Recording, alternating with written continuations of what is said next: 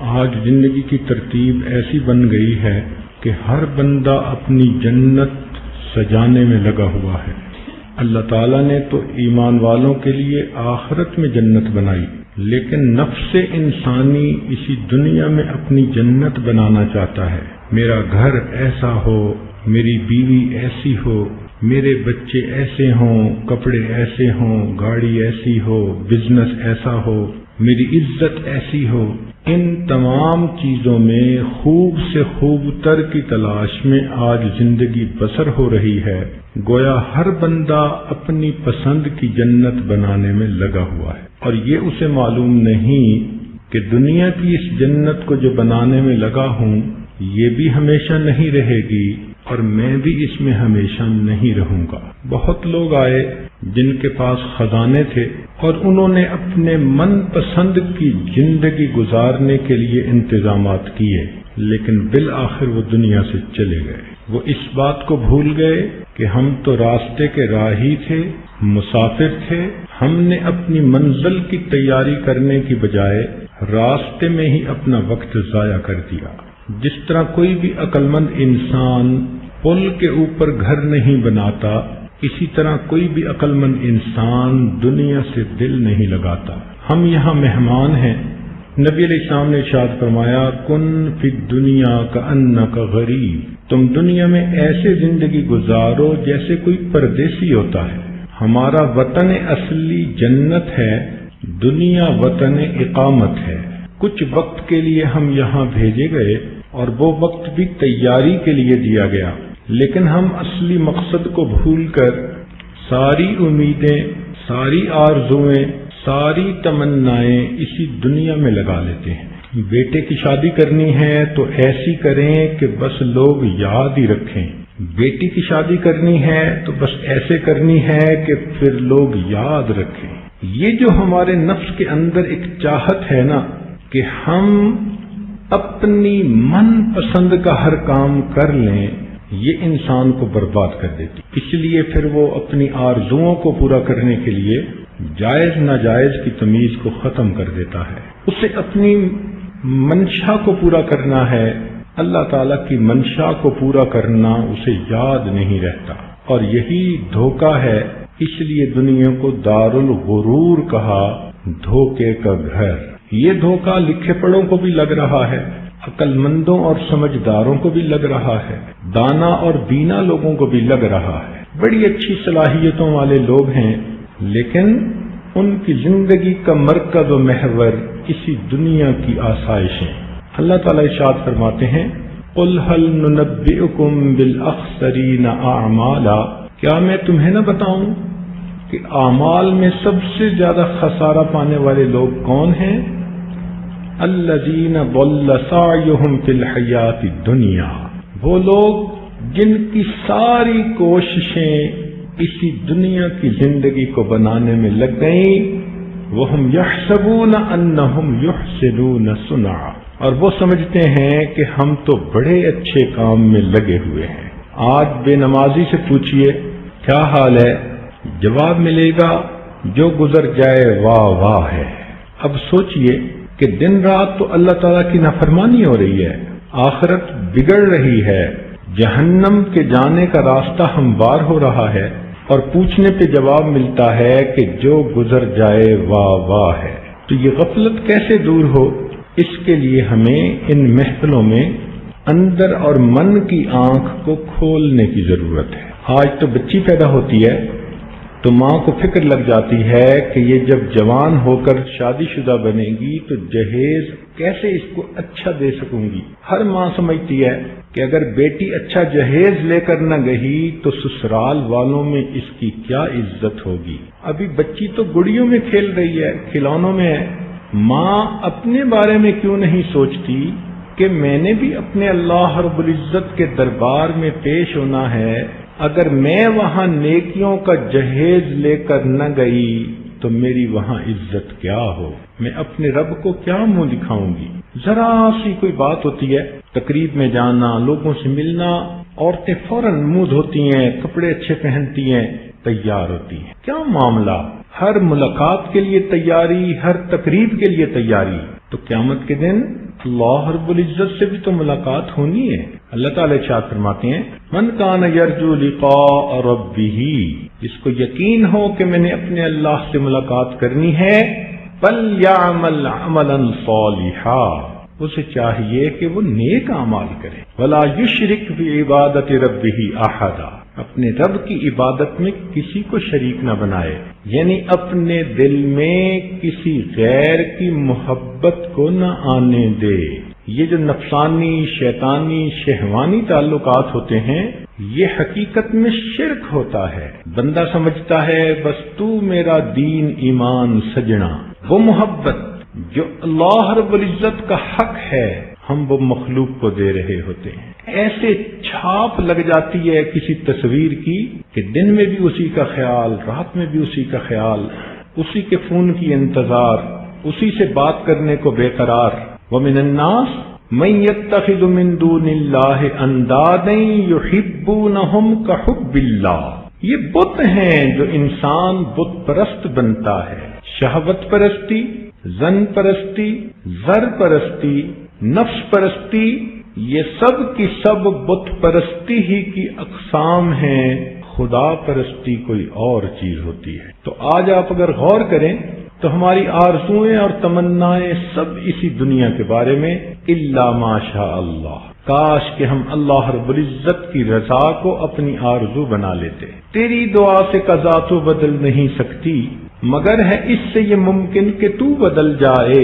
تیری دعا ہے کہ ہو تیری آرزو پوری، میری دعا ہے تیری آرزو بدل جائے۔ اللہ کرے ہمارے امیدوں کی انتہا، ہماری محبتوں کا مرکز اور محور اللہ رب العزت کی ذات بن جائے، ہم اسی کی یاد میں زندگی گزاریں، اسی کے لیے اداس ہوں، اسی کے لیے دن گزاریں، راتیں گزاریں، یوں گویا ہم اللہ تعالی سے ملاقات کے انتظار میں ہیں۔ اس کو کہا التجافی عن دار الغرور والانابۃ الی دار الخلود۔ تو دنیا کی زندگی تو ایک عارضی اور فانی زندگی ہے، بالآخر ختم ہو جانی ہے، اور نبی علیہ الصلوۃ والسلام نے ارشاد فرما دیا، بلکہ قرآن مجید میں آیا اقترب للناس حسابهم، انسانوں کے حساب کا وقت قریب ہو گیا، وہم فی غفلۃ معرضون، اور وہ اپنی غفلت کے اندر سرگرداں ہیں، ہمیں احساس ہی نہیں،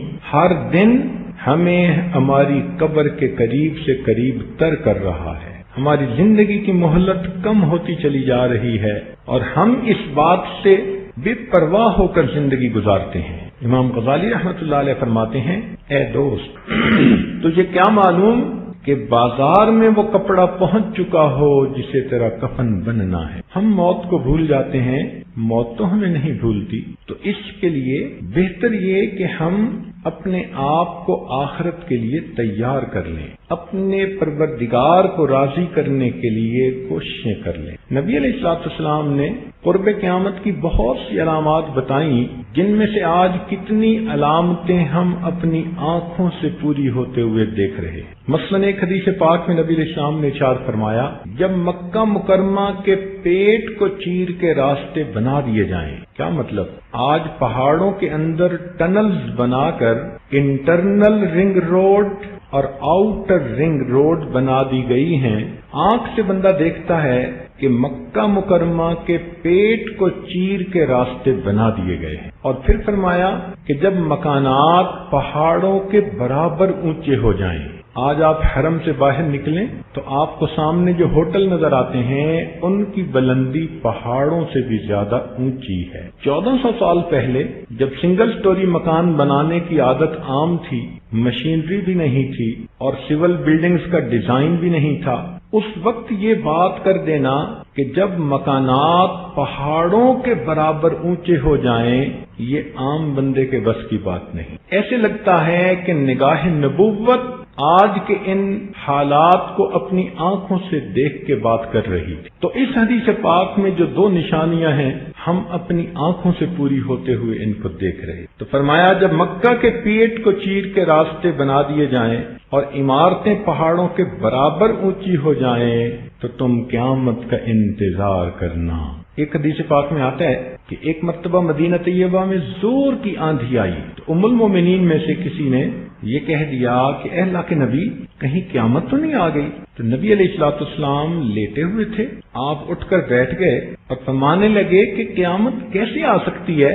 ابھی تک تو اہل عراق کے اوپر کھانا پینا بھی بند نہیں ہوا۔ یہ وہ نشانی ہے جو ہم نے اپنی زندگیوں میں خود دیکھی کہ ان کے اوپر چند سال پہلے ایسا وقت آیا کہ کھانا پینا تو کجا، بیماروں کے لیے دوائیوں کا اس ملک میں جانا بھی بند کر دیا گیا تھا، اور فرمایا کہ ملک عرب ابھی سرسبز نہیں ہوا۔ دو نشانیاں بتائیں، اور آج عرب کے اندر اتنی زراعت ہونے لگ گئی ہے کہ وہ گندم میں خود کفیل ہو چکے، بلکہ ہر سال فالتو گندم کو وہ لوگوں کو امداد کے لیے دوسرے ملک بھیجتے ہیں۔ چنانچہ اسی طرح کی علامات میں سے ایک فرمایا کہ جب لوگ ماں کی بجائے بیوی کی فرما برداری کرنے لگ جائیں، جب باپ کی بجائے اپنے دوست کی بات ماننے لگ جائیں، یہ دیکھو کیسی عجیب بات کہی۔ شریعت نے دائرہ کار متعین کر دیا، ماں کے اپنے حقوق، بیوی کے اپنے حقوق۔ جب اس میں کمی بیشی انسان کرے اور والدین کو اگنور کرے اور بیوی کی ہر سیاہ سفید بات کو قبول کر لے، یہ قیامت کی نشانی۔ اور دوسری بات کہی کہ باپ کی بات کو رد کرے اور دوست کی بات کو قبول کرے۔ اور آج کل کے نوجوانوں میں یہ بات کثرت سے دیکھی جا رہی ہے، وہ باپ سے اس طرح نفرت کرتے ہیں جیسے کوئی باپ سے نفرت کرتا ہے۔ کس لیے کہ باپ روک ٹوک کرتا ہے، اچھی بات کی تلقین کرتا ہے، اور دوست ان کو من پسند کی باتیں کرنے کی تجاویز پیش کرتا ہے، تو دوست اچھا لگتا ہے، باپ برا لگتا ہے۔ فرمایا جب ماں اپنی حاکمہ کو جنم دے۔ اب دیکھیے آج کتنی بیٹیاں اتنی خود سر ہیں کہ مائیں بھی ان سے ڈرتی ہیں۔ ذرا ذرا سی بات پہ ماں کے سامنے بولنا، ماں کے ساتھ جھڑپ لینا، ماں کے ساتھ ضد لگانا، یہ اکثر و بیشتر گھروں کے اندر علامت آج دیکھنے میں آ رہی ہے۔ جب علماء اپنا ثانی نہ چھوڑیں، اور واقعی آج وہ وقت آ چکا، جو عالم بھی دنیا سے جا رہا ہے اس جیسا پھر اس کے بعد کوئی دوسرا نظر نہیں آتا۔ جب لوگ زکوٰۃ کو تاوان سمجھنا شروع کر دیں، بوجھ سمجھیں، زکوٰۃ دیتے ہوئے ان کے دل پہ بوجھ ہو، جب ہر کان کے پاس مغنیاں گایا کرے۔ عجیب، آج یہ سیل فون ایسے بن چکے کہ جن میں ٹیلی فون کی رنگ ہی نہیں، ان میں میوزیکل ٹونز ہیں یا گانوں کی مختلف دھنیں ہیں۔ طواف کرتے ہوئے ایک نوجوان کو دیکھا کہ اچانک اس کا فون آیا تو کسی انڈین فلم کا ایک گانا، گانے والی نے باقاعدہ گانا شروع کر دیا، اس نے جیب سے فون نکال کے اٹینڈ کیا۔ اب بتائیے جب بیت اللہ شریف کے سامنے طواف کی حالت میں بھی ان گانے والیوں کی آواز کانوں میں پڑے گی تو کیا یہ قیامت کی نشانی نہیں؟ مسجدوں کے اندر نمازوں کی حالت میں یہی موسیقی سننے میں آتی ہے، لوگ ٹیلی فون کو بند کرنا بھول جاتے ہیں۔ جب عریانی، فحاشی اور زنا عام ہو جائے، اور آپ جانتی ہی ہیں کہ آج عریانی کتنی عام ہوتی چلی جا رہی ہے، ایسے وقت میں فرمایا آندھیوں کا چلنا، زلزلوں کا آنا یہ عام ہو جائے گا، دیندار لوگوں کو چن چن کر قتل کیا جائے گا۔ اور عجیب ایک نشانی ایک حدیث پاک میں فرمایا کہ عرب کا بادشاہ مرے گا، تو آپ ذرا غور کیجئے، کچھ دن پہلے یہ بھی ایک نشانی پوری ہوئی، اور اس کے بعد آنے والے رمضان کی پہلی تاریخ کو سورج گرہن لگے گا اور 15 تاریخ کو چاند گرہن لگے گا۔ اور یہ ایسا رمضان ہے جو اب گزر رہا ہے کہ ان میں سے ایک گرہن پہلی تاریخ کو لگ چکا اور دوسرا 15 تاریخ کو لگ چکا، اور فرمایا کہ اس درمیان میں ایک ایسی آواز آئے گی جو پوری دنیا میں سنی جائے گی۔ ممکن ہے پاکستان کے بعض حصوں میں جو زلزلہ آیا، ایک ایسی آواز تھی جس کو پوری دنیا کے جانوروں نے بھی سنا اور خبروں کی شکل میں انسانوں نے بھی سنا۔ اور وہ زلزلہ بھی کیا تھا؟ اللہ اکبر، انسان کو اپنی بے بسی اور بے کسی بتانے کے لیے ایک سبق۔ کئی مرتبہ انسان کو جب کھانا پینا مل جاتا ہے تو تو وہ خدا کے لہجے میں بولنا شروع کر دیتا ہے. تو بندوں کو ان کی اوقات یاد دلانے کے لیے اللہ تعالیٰ کئی مرتبہ زمین کو جھنجھوڑ دیتے ہیں. چنانچہ اس کی تھوڑی سی تفصیل عرض کر دوں عبرت حاصل کرنے کے لیے کہ زلزلے کی دو وجوہات ہوتی ہیں، ایک طبعی اور دوسری شرعی. طبعی وجہ تو یہ ہوتی ہے کہ جب یہ زمین بنی تو انتہائی گرم حالت میں تھی، اوپر کی سطح ٹھنڈی ہو گئی، مگر اس کے اندر کور کے اندر ابھی بھی مولٹن میٹل موجود ہے، آگ موجود ہے. اب وہ جب کبھی آپس میں سیٹل ہوتی ہے تو زمین کے اوپر زلزلہ کی کیفیت محسوس ہوتی ہے. یہ زلزلہ مختلف حصوں میں آتا رہتا ہے، حتیٰ کہ ہر دن میں دنیا میں 100 زلزلے آتے ہیں، مگر چونکہ معمولی ہوتے ہیں لوگ ان کو نوٹ ہی نہیں کر پاتے، آلات کے ذریعے سے ان کا پتہ چلتا ہے. تو ایک تو ہوتی ہے طبعی وجہ اور ایک ہوتی ہے شرعی وجہ. وہ کیا چیز کہ کبھی کبھی انسانوں کے اعمال اتنے بگڑ جاتے ہیں کہ اللہ تعالیٰ ان کو جگانے کے لیے زمین کے ٹکڑے کو حکم دیتے ہیں تو زمین ہلتی ہے. حدیث پاک میں آتا ہے ان الارض تزلزلت علی عہد رسول اللہ صلی اللہ علیہ وسلم. نبی علیہ الصلوۃ والسلام کے زمانے میں زمین میں ایک مرتبہ زلزلہ آیا. فوضع یدہ علیہا، آپ نے اپنا مبارک ہاتھ زمین پر رکھا. ثم قال اسکن، پھر حکم فرمایا کہ تو ٹھہر جا. فإنہ لم یأن لک بعد، ابھی قیامت قائم ہونے کا وقت نہیں آیا. ثم التفت الی اصحابہ، پھر نبی علیہ السلام صحابہ کی طرف متوجہ ہوئے. فقال، ارشاد فرمایا ان ربکم لیستعتبکم فاعتبوہ، بے شک تمہارا پروردگار چاہتا ہے کہ تم توبہ تائب ہو جاؤ، پس تم توبہ کرو.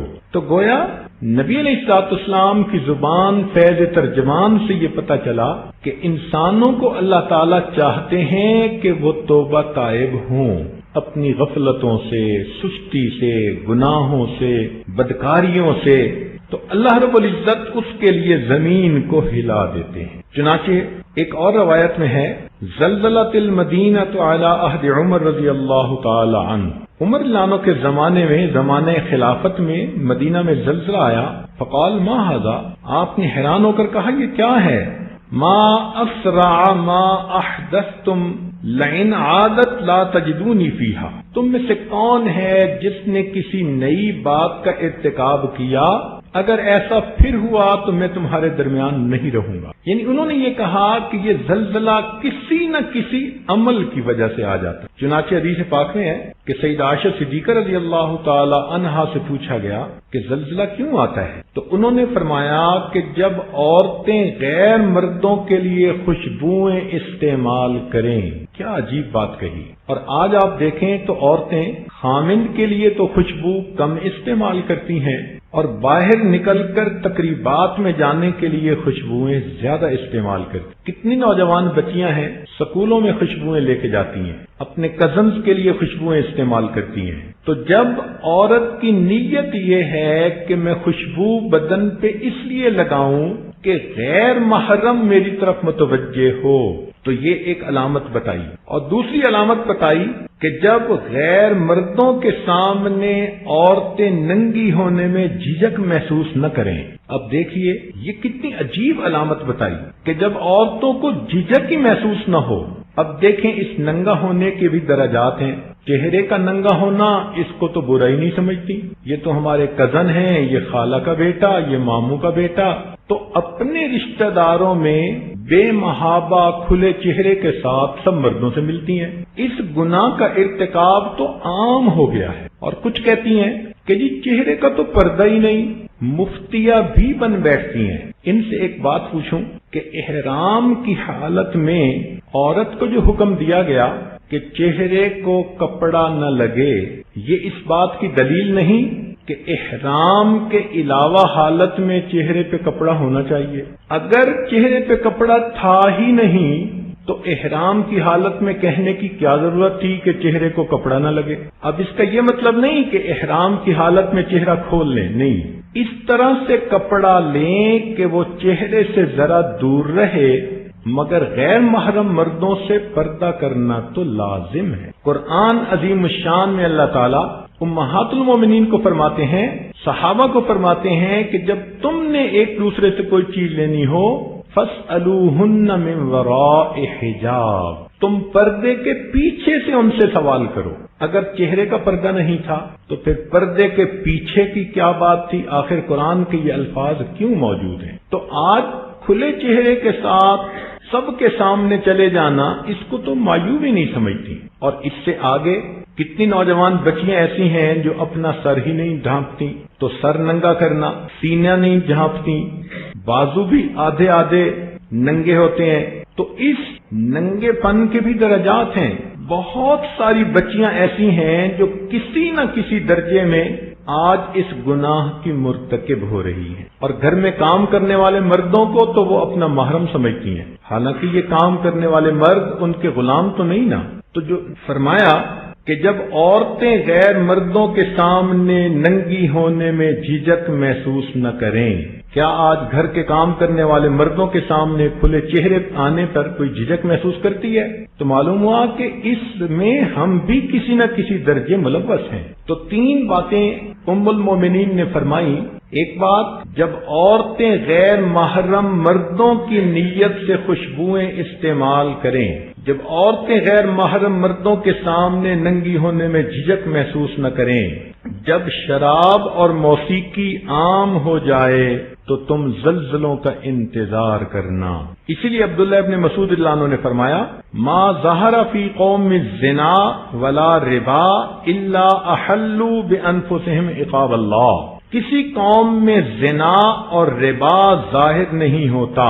ربا کہتے ہیں سود کو، یعنی دو گناہ بتائے، ایک زنا کا گناہ اور دوسرا ربا کا گناہ۔ اب یہ زنا کا گناہ بھی عام ہے، ایک ہے مبادیات زنا، یہ تو بہت عام ہو چکی، آنکھوں کا زنا، غیر محرم کی طرف دیکھنا۔ آج 100 میں سے قسمت والے ہی چند ایک ہوں گے جو اپنی نگاہوں کی 100% حفاظت کرتے ہوں گے، وگرنہ تو مردوں کی نگاہیں عورتوں کو تلاش کرتی پھر رہی ہیں، اور عورتوں کی الٹی سیدھی نگاہیں مردوں پہ پڑتی۔ تو نگاہوں کا زنا عام، پھر کانوں کا زنا بھی عام۔ یہ سیل فون ایسی مصیبت ہے، گھنٹوں غیر محرموں کے ساتھ فون پہ باتیں ہو رہی ہو، میسج دیے جا رہے ہو، تو یہ کان کا زنا ہو گیا۔ دل کے اندر غیر کے تصور کو باندھا، یہ دل کا زنا ہو گیا۔ چل کے گئے ملاقات کے لیے تو یہ پاؤں کا زنا ہو گیا۔ تو مبادیات زنا اگر آپ دیکھیں تو یہ تو بہت عام ہو گئی ہیں۔ گو کہ جو کامل زنا ہے اس میں کچھ مجبوریاں ہوں، رکاوٹیں ہوں، تو اس کی کثرت ہونے کی وجہ سے، اور فرمایا کہ سود عام ہونے کی وجہ سے۔ اور آج کتنے کاروباری لوگ ہیں جنہوں نے اپنے اکاؤنٹ سود والے کھلوائے ہوئے ہیں،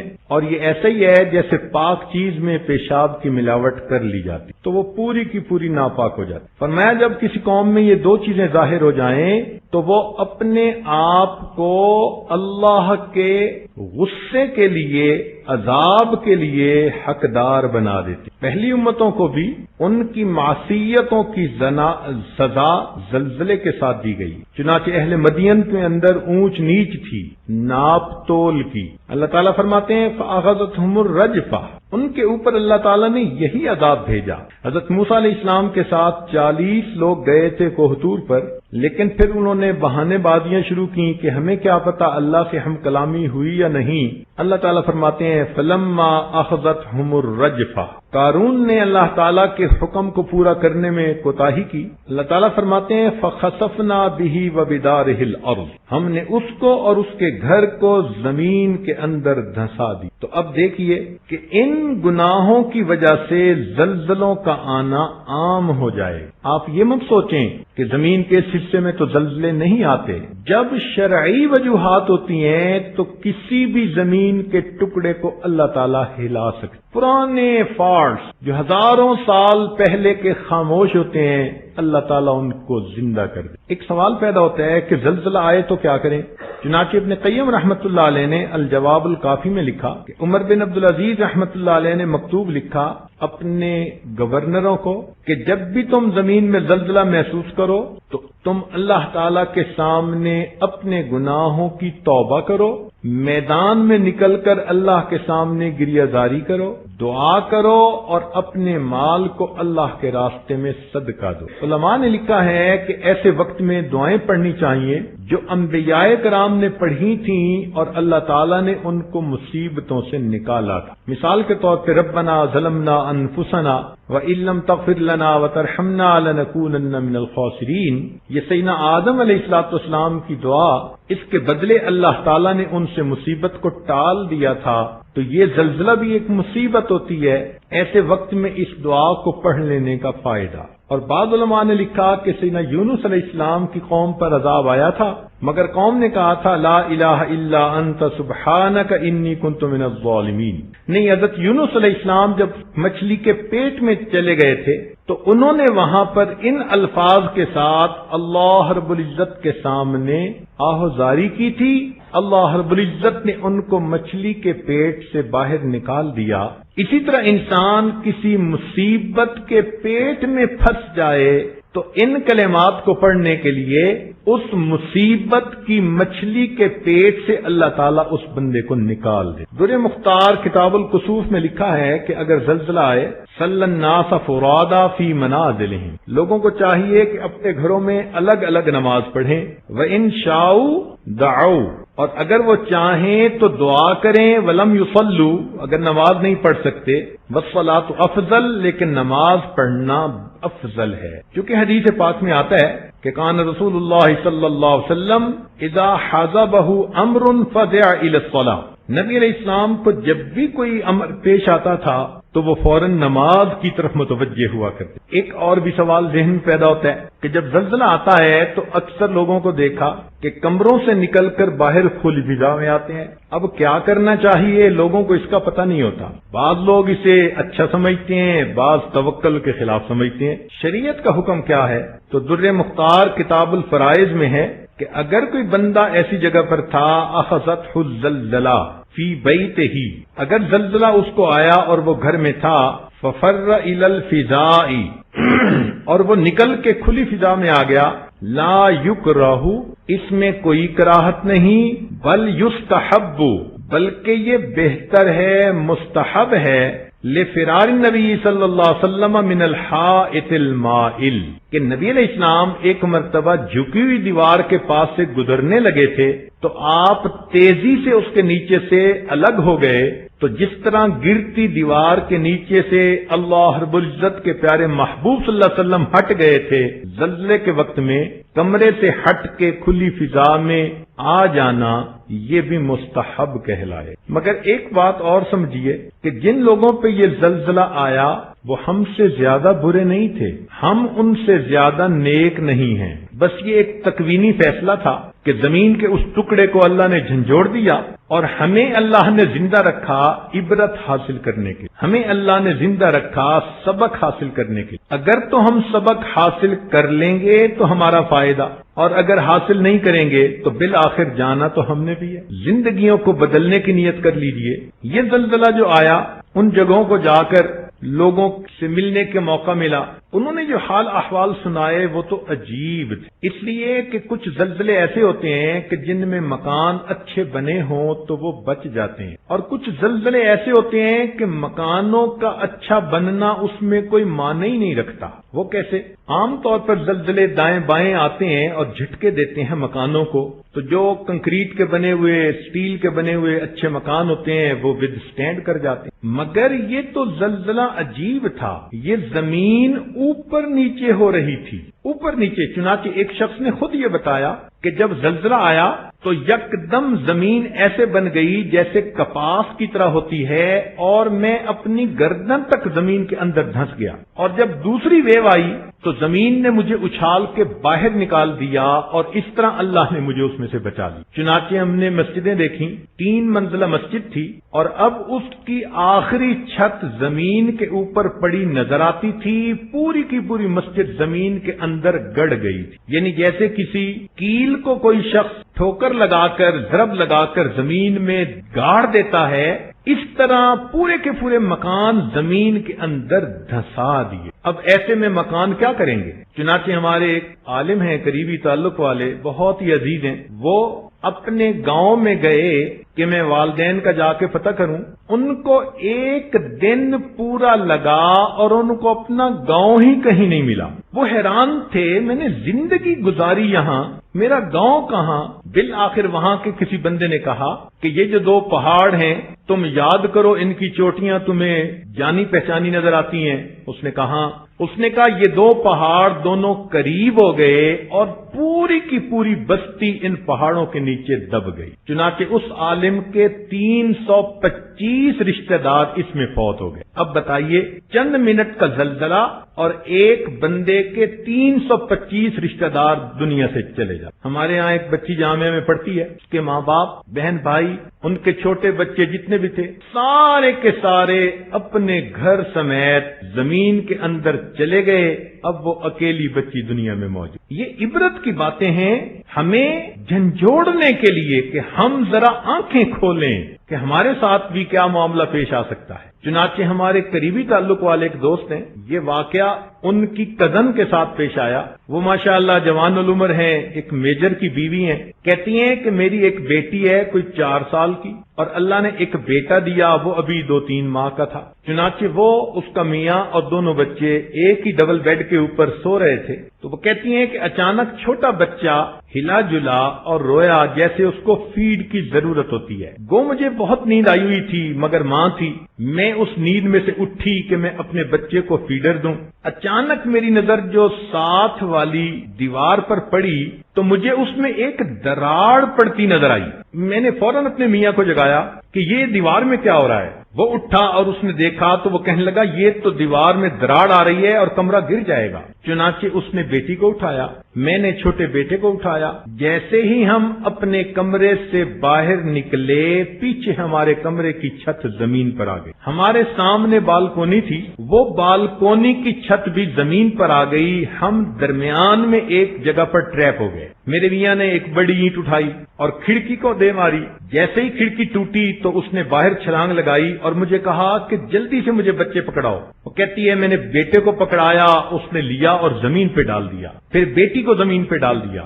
میرے لیے اب کھڑکی سے چڑھ کے اترنا ذرا مشکل ہو رہا تھا۔ اس نے مجھے بالوں سے پکڑ کے کھینچا، بازوؤں سے پکڑ کے کھینچا، اور بالآخر جیسے میں باہر گئی، جس بالکونی میں ہم کھڑے تھے وہ چھت بھی زمین پر آ گئی۔ میں نے بیٹے کو اٹھایا، میرے میاں نے بیٹی کو اٹھایا اور ہم وہاں سے بھاگے، مگر ہم سے بھاگا نہیں جا رہا تھا۔ ایسے لگتا تھا جیسے کسی نے 20 کلو کا وزن ہمارے پاؤں کے ساتھ باندھ دیا۔ پاؤں اٹھانا مشکل تھا، وہاں زمین کی گریویٹیشنل فورس بڑھ چکی تھی۔ وہ کہتے ہیں کہ میرا خاوند فوجی تھا، میجر تھا، وہ مجھے کہتے ہیں کہ آج تو قدم اٹھانا مشکل ہو رہا ہے۔ کہنے لگے ہم مشکل سے 50 قدم اس جگہ سے پیچھے ہٹے ہوں گے کہ جب پیچھے مڑ کے ہم نے دیکھا تو جتنی بستی ہماری تھی ساری کی ساری کے مکانات زمین کے اندر چلے گئے۔ ہمیں فقط زمین نظر آ رہی تھی، کوئی مکان نظر نہیں آ رہا۔ اب دیکھیے اللہ تعالیٰ اپنی نشانیاں دکھاتے ہیں کہ بندو تم اسی دنیا کی زندگی پہ مست ہو چکے ہو اور میرے حکموں کو تم توڑتے پھرتے ہو۔ میں اگر حکم دوں تو تمہاری ساری زندگی کی سہولتیں ایک لمحے کے اندر ختم ہو جائیں۔ تم اپنی بے بسی اور بے کسی کا خیال رکھو۔ تم اس عظیم پروردگار کے حکموں کو توڑتے ہو جس کے ہاتھوں میں زمین اور آسمان کی تنابیں ہیں۔ چنانچہ ایسا بھی ہوا کہ کئی بڑی ملٹی سٹوریڈ بلڈنگ تھیں، زمین پر آ گئی۔ تو یہ جتنے بھی زمین میں جانے والے لوگ تھے یا مرنے والے تھے، یہ سب برے نہیں تھے۔ آپ حیران ہوں گی کہ 7 دن کے بعد ایک ٹاور گرا، اس کے اندر سے ایک 18 یا 16 سال کا نوجوان اس کو نکالا گیا اور اس نے نکلتے ہی اللہ اکبر کا نعرہ لگایا۔ لوگوں نے پوچھا کہ تمہارے اوپر کوئی خوف نہیں؟ وہ کہنے لگا کیوں؟ جب میں اللہ پہ ایمان رکھتا ہوں تو زندگی اور موت کا مالک میں اسی کو سمجھتا ہوں۔ میں پھنس گیا تھا نیچے ملبے میں، مگر میں نے دل میں سوچ لیا تھا میرے مولا کو میری موت مطلوب ہے تو میں مرنے کے لیے راضی ہوں، اور اگر اس کو بچانا مطلوب ہے تو میرا اللہ مجھے بچا دے۔ ایک دیکھیے جوان بچے کا ایسا یقین ہے اور وہ بھی ملبے کے اندر دھسا ہوا۔ چنانچہ ایک بزرگ 10ویں دن بعد ملبے سے نکالے گئے جن کی عمر 85 سال تھی، اور 85 سال کی عمر میں جب ان کو نکالا تو بہت ان پر کمزوری تھی، اور وہ کہنے لگے ان 10-11 دنوں میں نہ میرا کوئی روزہ قضا ہوا نہ میری نماز قضا ہوئی. میرے پاس گھڑی تھی، میں وقت کے حساب سے روزے کی نیت بھی کر لیتا تھا، افطاری کی نیت بھی کر لیتا تھا، اور اپنے وقت پہ تیمم کر کے میں نماز بھی پڑھ لی. تو بتانے کا مقصد یہ کہ یہ لوگ زمین کے اندر جن کو دھسا دیا گیا، مکان گرا دیے گئے، یہ لوگ ہم سے زیادہ برے نہیں تھے، بلکہ کتنے ہم سے زیادہ بہتر تھے. کتنی پاک دامن عورتیں تھیں، کتنے نیکوکار لوگ تھے، مگر اللہ کا تکوینی فیصلہ تھا زمین کے اس ٹکڑے کو ہلانا جہاں برے چلے گئے وہاں نیک بھی ساتھ چلے. کیا ان حالات و واقعات کو سن کر ہم اپنے دل میں یہ نیت کر سکتے ہیں کہ ہم بھی آج اللہ تعالیٰ کی نافرمانیوں سے سچی توبہ کرتے ہیں؟ اگر ہم اتنے بڑے بڑے واقعات کو دیکھ کر اور سن کر پھر بھی ہم بات کو نہیں مانیں گے تو اس کا مطلب ہے کہ ہم اپنی آخرت کو برباد کرنے پہ تل گئے. اللہ تعالیٰ فرماتے ہیں اولا یرون انہم یفتنون فی کل عام مرتن او مرتین ثم لا یتوبون ولا هم یذکرون. ہر سال اللہ تعالیٰ 1 یا 2 دفعہ دکھا دیتے ہیں. کہیں سونامی آ جاتا ہے، کہیں فلاں قسم کا طوفان آ جاتا ہے، کہیں زلزلہ آ جاتا ہے. یہ سب اللہ نشانیاں دکھا رہے ہیں. لوگو جاگو جاگو، تم غفلت کی نیند سوئے ہوئے ہو اور تمہارے آگے جانے کا وقت قریب آ چکا. آج ہم اپنے دلوں کو جھانک کے دیکھیں تو دل نفرتوں اور عداوتوں سے بھرے پڑے ہیں. کھلم کھلا اللہ تعالیٰ کے حکموں کی بغاوت کرنے میں جھجک محسوس نہیں کرتے. آج کا انسان دوسرے انسان کو کھا جانے کے لیے تیار ہے. ایسی صورت میں پھر اللہ رب العزت انسانوں کو جھنجھوڑتے ہیں.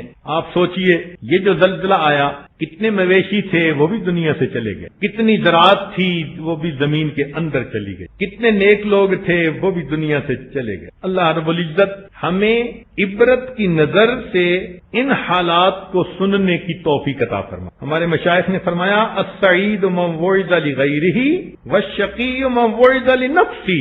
نیک بخت وہ ہوتا ہے جو دوسرے سے عبرت پکڑے، اور بدبخت وہ ہوتا ہے جو خود دوسروں کے لیے عبرت بنے. تو ہماری نیک بختی یہ ہے کہ ہم آج کی اس محفل میں اللہ رب العزت کے سامنے اپنے تمام گناہوں کی سچی معافی مانگیں، یہ دعائیں پڑھیں. ربنا لا تؤاخذنا ان نسینا او اخطأنا.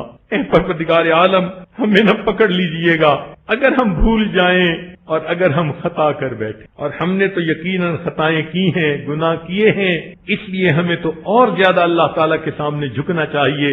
لہذا آج کی اس مجلس کو توبہ کی مجلس بنا لیجئے اور اپنی زندگی کی ترتیب کو سیدھا کرنے کی نیتیں کر لیجئے. جو خواتین پردے میں کوتاہی کرتی ہیں آج سچی توبہ کریں کہ ہم شرعی پردہ شروع کریں گی. جو نمازوں میں سستی کرتی ہیں وہ آج سچی توبہ کریں کہ ہم پابندی سے نماز پڑھیں گی. جو خواتین اپنے خاوندوں کے ساتھ ہر وقت جھگڑوں میں لگی رہتی ہیں اور گھر کے سکون کو خراب کرتی ہیں وہ عہد کریں کہ آج کے بعد ہم اپنی نفسانیت انانیت کو توڑیں گی اور ہم گھر کے اندر پرسکون ماحول پیدا کریں گی. جن کے دلوں کے اندر کوئی غیر بسا ہے آج ان بتوں کو توڑ لیجئے.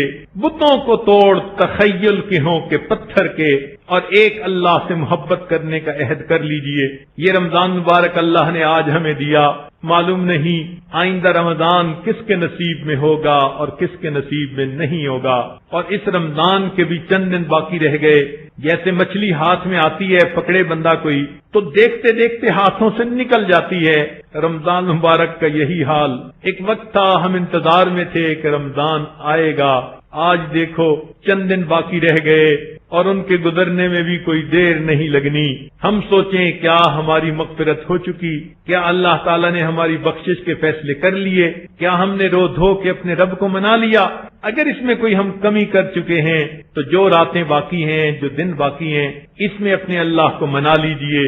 اپنے اللہ کے ساتھ جنگ نہ کیجئے، اپنے اللہ کے ساتھ جنگ نہ کیجئے. جو اپنے اللہ سے ٹکرائے گا، حکموں کو اس کے توڑے گا، پھر اللہ تعالیٰ اس کی گردن کو مروڑے گا اور اس کو دوسروں کے لیے عبرت کا نشانہ بنا دے گا.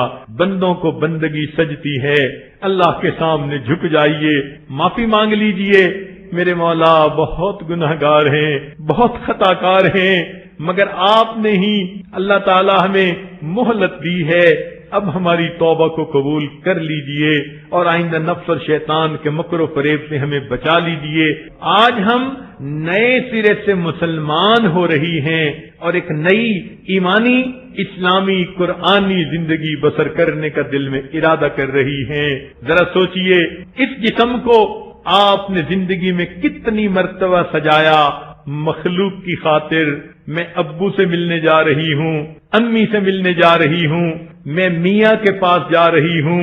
مخلوق کی خاطر آپ نے اس جسم کو کتنی مرتبہ سجایا، کیا کبھی اس کو آپ نے اپنے رب کی ملاقات کے لیے بھی سجانے کی کوشش کی؟ اور رب کی ملاقات کی سجاوٹ تو یہ ہے کہ انسان کے کسی عضو سے کوئی گناہ نہ ہو اور وہ پاک جسم کو لے کر اپنے رب کے سامنے حاضر ہو۔ اے اللہ کے بندی، جب تو اپنے چہرے کو مخلوق کی خاطر ہزاروں دفعہ سجا چکی، اس چہرے کو اپنے رب کے لیے سجا لے۔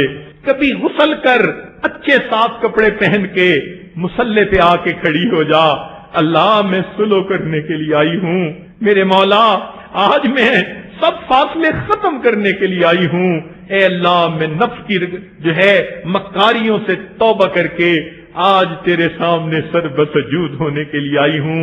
رمضان کے اس بقیہ وقت میں کوئی تو تسلی کی 2 رکعتیں پڑھ لیجئے، اللہ کے سامنے کوئی ایسا سر جھکا دیجئے کہ میرے مولا کو پسند آ جائے۔ نشان سجود تیری جبی پر ہوا تو کیا، کوئی ایسا سجدہ کر کے زمین پر نشان رہے، کوئی ایسا ہم خلوص کا سجدہ کر جائیں ہمارے مولا کو پسند آ جائے اور اللہ تعالی ہمارے گناہوں کی مغفرت فرمائے۔ اللہ تعالی ان مجالس میں ہمیں توبہ کی نیت سے آنے کی اور اپنی زندگیوں کو بدل کر نیکوکاری کی زندگی کو اختیار کرنے کی توفیق نصیب فرمائے۔ وآخر دعوانا ان الحمد للہ رب العالمین۔